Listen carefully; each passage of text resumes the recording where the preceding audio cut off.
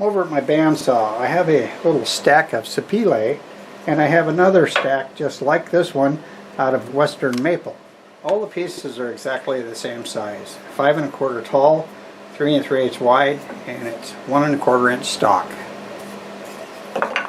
This is my bandsaw sled that I made a few years ago. It's set up to cut a 15-degree angle. These blocks will go in here. I have a wedge that locks them in place. I have a rope system with weights on it that should pull it through where I'm not pushing, and by doing that it's a very consistent cut. I'm not stopping the blade taking over again. It always leaves a lot of marks. So this should work. It's worked before, not on this long of a piece and not on this tall of a piece, but we're going to try it. The other thing, this is a 1/2 inch blade with 10 teeth per inch, and I've been able to cut these and have minimal or no sanding on the joint. So we're going to see if that works as well. I interrupted this video because I wanted to say that this may seem very complicated. It's a little bit, but it's also quite doable, and I'll try to explain it that way. But at the very end, I'm going to reveal my secrets on how I get perfect joints, even if you don't get perfect angles. Believe it or not, you can make this work, and it's not magic. Also, I think it was March 17th, I went to the Oregon Wood Turning Symposium. You see my shirt and hat, and I met up with a couple of guys that you may recognize, both from Oregon. One of them has moved out. I'll put those pictures at the end, and I had a good time talking with them. I had a good time at the symposium. So let's get back over to that bandsaw, cut these pieces, see if we can make us a very twisted turning.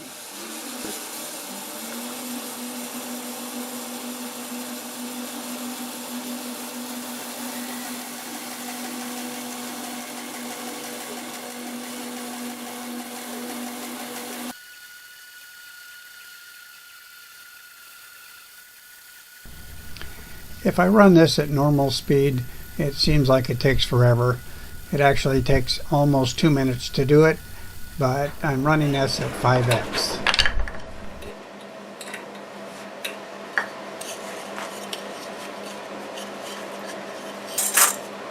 That's the cut. There. That is just like a sanded joint. Factory edge. What I just cut.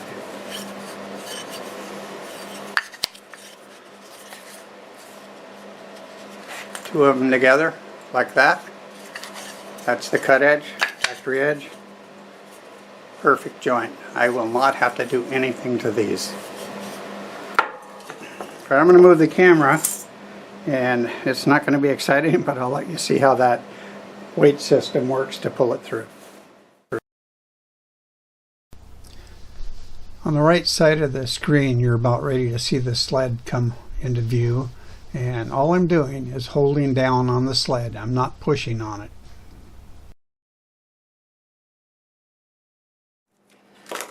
I've got all the pieces cut and they fit perfect.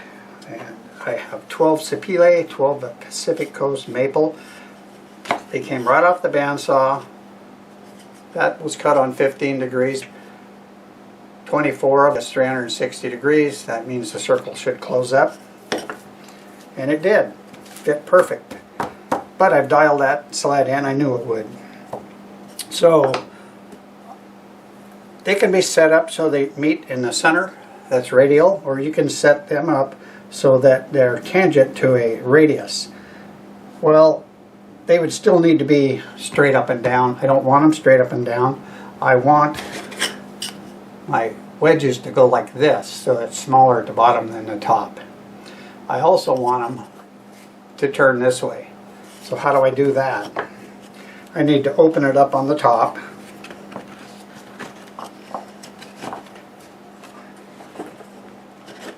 Like so. And now it's done that. See how they're tapered? Problem is, I have a big gap up here. They're not going to close up. Because it needed to be a compound angle for a tapered stave, and I don't have a compound angle, what I've found is I can take 2 out, and I'm taking 2 out so that this matches. I could have probably done it with 1. Now if I just kind of rack them into place, they fit. They're tight. I've got that angle, and if I looked in here, the bottom is the same size as the taper on there. I'd love to be able to explain all this. It would take a while, but I will offer to, maybe I'll write something up with photos and explain how that works.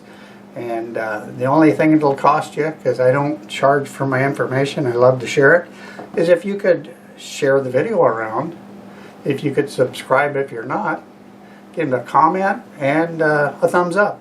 That's all. I work pretty cheap, so that's all I'd ask. I'm happy to share this. I need to glue it together now, and that's going to be kind of messy and slow. I'm going to start putting glue on these pieces, and I'll show you some of that, and then I got to let it set for a couple days, and we will turn on it.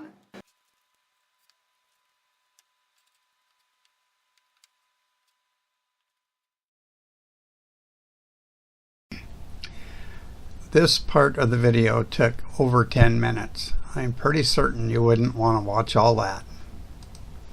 A couple rubber bands added to hold it in place while I got my plug in there.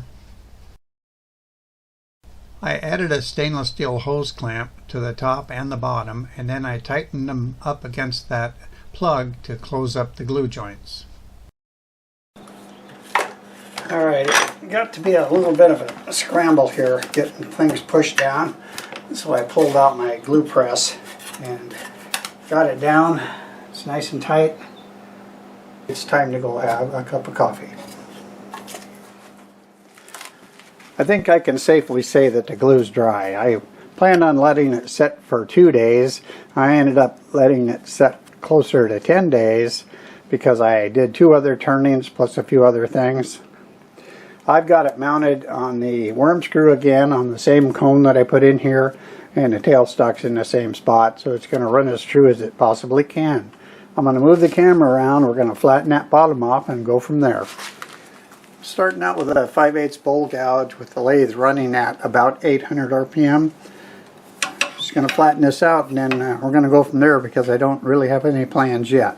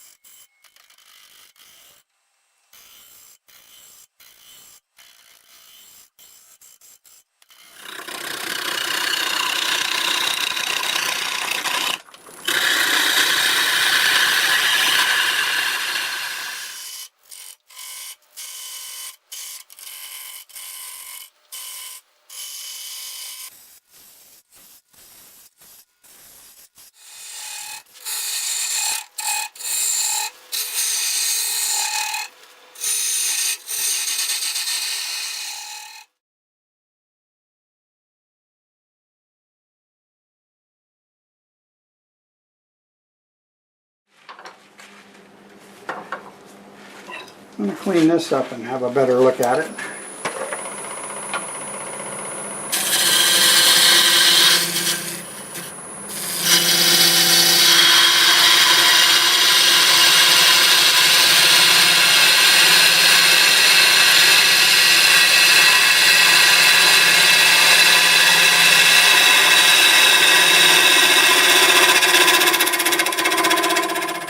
I want to finish flattening this out, and this is end grain. I've got this area here with the little jagged points sticking up.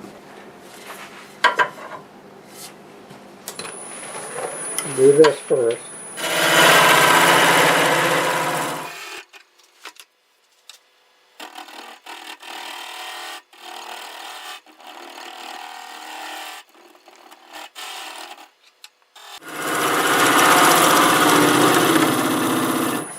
I think we got it. And this, I've got a board with some, I think that's 60 grit actually. I'm going to slow it down about 400.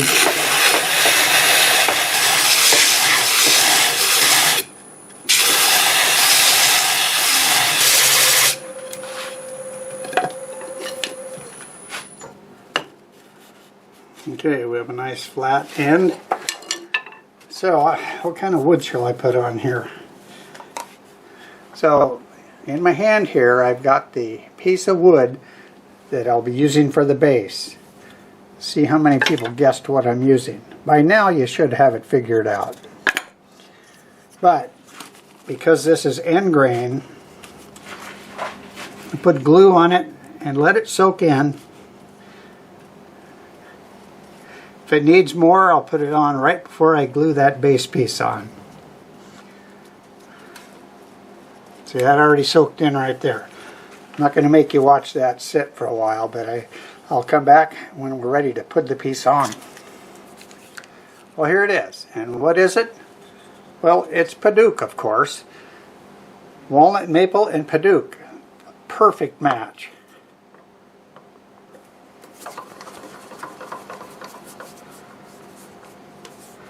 Just a little pressure. Give it a little twist. Put a little pressure against it there. There we go. Alright, I'm going to let that sit all night. I promise it won't be 10 days this time. And we will get this finished up. So the glue is plenty dry. I let it set overnight. I'm going to go ahead and get a tenon on here and do some shaping and blend it in, and then we'll get it flipped around and do the inside. Sharpened up my 1/2 bowl gouge. This is turning plenty good. About 900 RPM.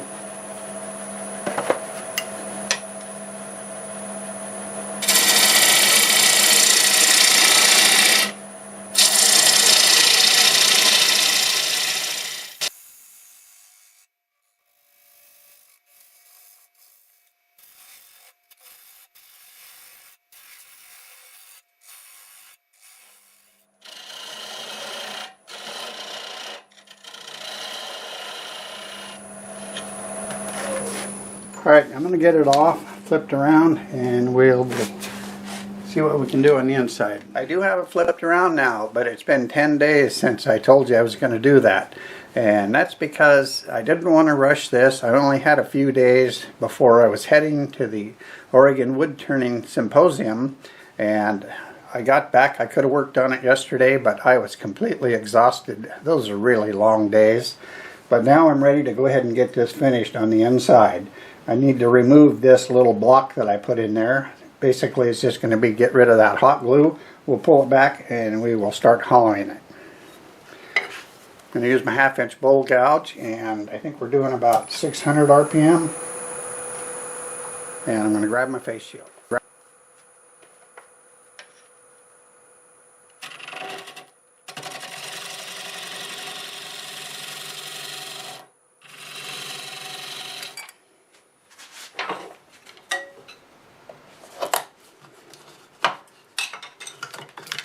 Okay, so that's what I was using to keep it centered. There's the block that it was connected to. So I'm going to switch to the 5/8 until I get this leveled out in here. It's going to be a little bit bumpy for a while because I'll be hitting the flat side of these staves until it's round.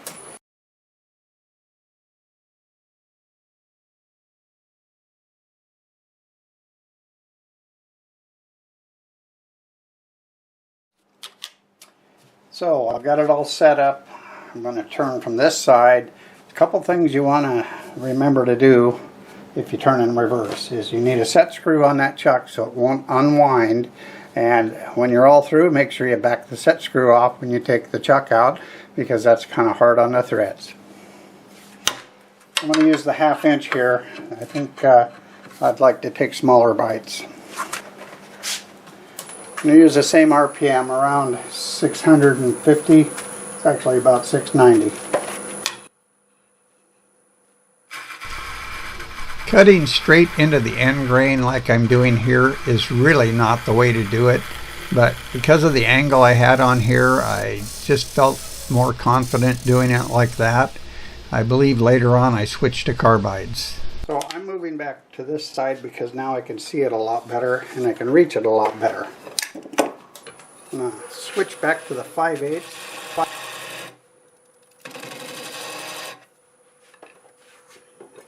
sometimes you have to resort to the tool that's going to work maybe the best. I'm going to use this hollowing tool that I have. Pulling your cuts from the bottom up and out will do a much better job because you're slicing across that grain. I was going both ways because my hands were really getting tired and I wanted to get it done.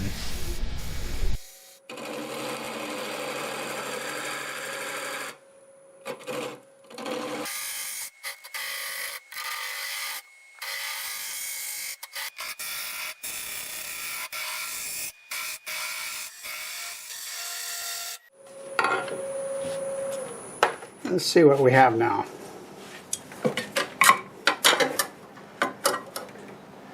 I mean, that would be acceptable. It's just a little bit thicker than the rest of it.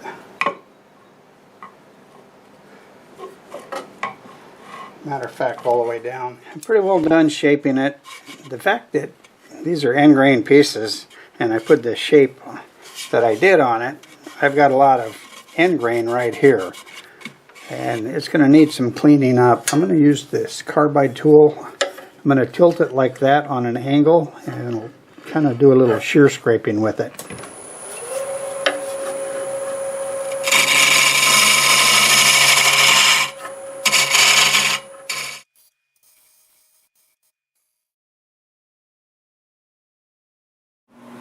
It's all ready to sand. I've got my overhead air filtration unit going. I'll turn my dust collector on. It's going to get pretty noisy. Not a lot to see on the inside when I sand, but I'll start with 80 grit. I have the lathe running forward at probably around 400 RPM. And we'll get her sanded up to 400 and we'll come back and get a finish on it. Because the outside is sanded. Turn my dust collector on now.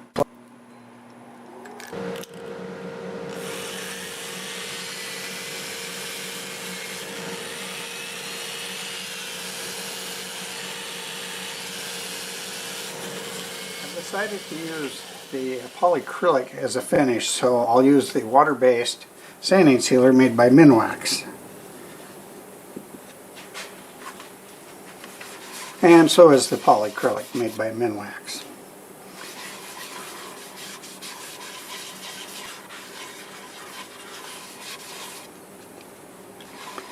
I like to soak this in real good, probably put 2 coats on. 2 coats of the polyacrylic. Both products are exactly the same. I like to wipe it on with a soft cloth. And once I start getting it on where it's covered everywhere, then I might go over it like this. Just kind of get it spread in. So that's it. I'll see you when the finish is all on it. That's when it's really going to look nice. Well, here it is. I think it turned out pretty nice. Here's the inside.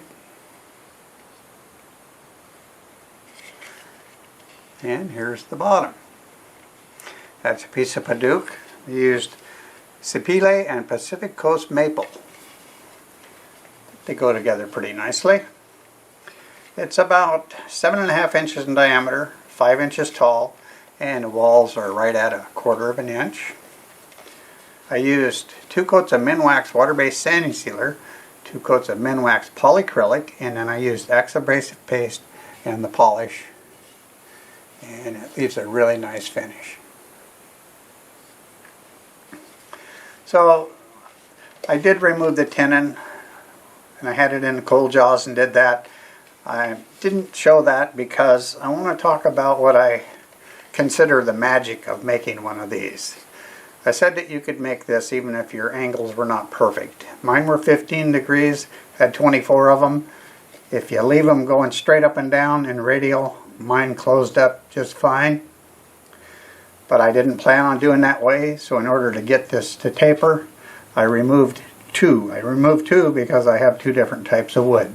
And that will allow it to close up, and the angle that you get determines by the cone you use. So I kind of squeeze it together. I estimate what that cone should look like. I cut a cone, put it in there, clamped it up, and the joints closed up. my angles were exactly 15 degrees. If they were 14 and a half or 14 and 3/4, this still would have closed up. These staves go together like they were compound angles because they get twisted and they do close up. So I could have put 15 in there if I wanted to calculate what that compound angle is, and I could have made it close up. But it's much easier to do it like that. So if you cut some staves, they're off a little bit, you can still make it close up just like this. So that's the magic of it, and just have confidence that you can make it close up, because it will. So I also have some pictures that I'll show at the end, because I said earlier I went to the wood turning symposium and I ran across two people that are from Oregon, and you'll probably know who they are. And one of them has moved to Utah, and that's Alan Stratton from As Wood Turns. And then I came across Carl Jacobson, and a funny story, well, it's not funny, but I met Carl a number of years ago when he had an ad in Craigslist selling a wood lathe. It was his old Delta. Well, he was telling me how he makes videos on YouTube, and I'd never even heard of it. So a few years after that, I started making them, and that's kind of what got me started on my channel. So I'll put those pictures in there, and we were just kind of chit-chatting, had a good time. Both a couple really nice guys. Anyways, that's what was going on, and I hope you enjoyed this video. I do hope you enjoyed the video. Leave a comment, tell me what you think. Give it a thumbs up. Thank you so much to all my current subscribers. If you're not, consider doing so. I'd love to have you join my channel. So here we have Alan Stratton from As Wood Turns. We were discussing which way our table saw blades tilted. And here we have Carl Jacobson. We were just kind of chit-chatting, and my friend Bob took both of these pictures. Let me know if you do have any questions about this turning. Till the next time, see you later.